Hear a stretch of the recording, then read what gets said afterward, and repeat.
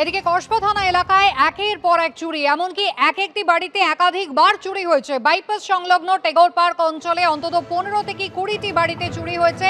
কসবা থানাতে অভিযোগ জানিয়েও কোনো লাভ হয়নি। চিন্তায় ঘুম উড়েছে স্থানীয় মানুষের।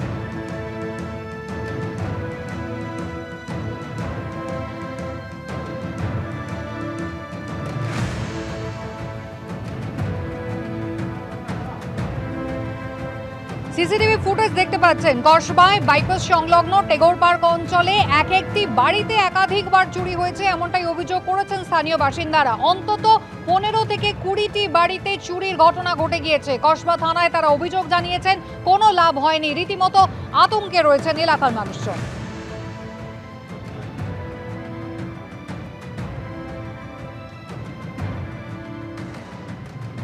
খাস কলকাতায় কসবা থানা এলাকায় চোরেদের দাপট এমন যে এই এলাকায় কম করে 15 থেকে 20টা বাড়িতে চুরি হয়েছে।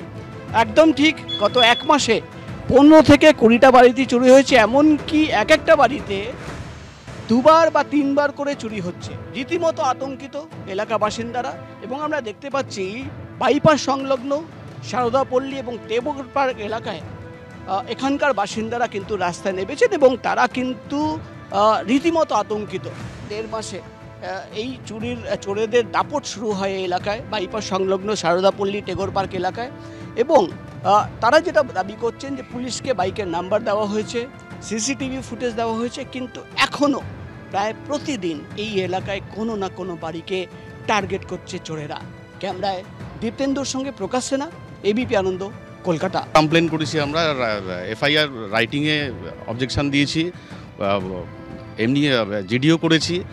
আমার নিজের বাড়িতেই পরপর দুবার হলো। প্রথমবার যে হলো সে তো চুরি নয়, ডাকাতি বলা যায়। থানা প্রশাসনকে বারবার আমি গিয়ে ওখানে বলেছি, প্রশাসনের তেমন কোনো গুরুত্ব আমি টিভি ফুটেজও দিয়েছিলাম, সিসিটিভি ফুটেজও দিয়েছি পেন ড্রাইভ করে, কিন্তু পুলিশের কোনো দেখতে পাচ্ছেন কোনো ভূমিকা নেই। অভিযোগ জানানোর পর আবার দ্বিতীয়বার চুরি হয়ে গেল, ফুটেজ দেওয়ার পর দ্বিতীয়বার চুরি হয়ে গেল, ফুটেজ দেওয়ার পরও দ্বিতীয়বার চুরি হলো। এবার আমরা করেছি, একবার থানায় কমপ্লেন নেয়নি। কমপ্লেন নেয়নি কেন? কম করে না, আপনার লোকাল যে পুলিশ আসে তাদের দিয়ে তো করবে। দুবার নেয়নি, এইবার বেলায় নিয়েছে। তো আরাধন গেছিল, 3বার চুরি হলো, একবার কমপ্লেন নিয়েছে গেছিল সঙ্গে বলে, তাই এই কমপ্লেনটা নিল, নাহলে এইবারও নিত না।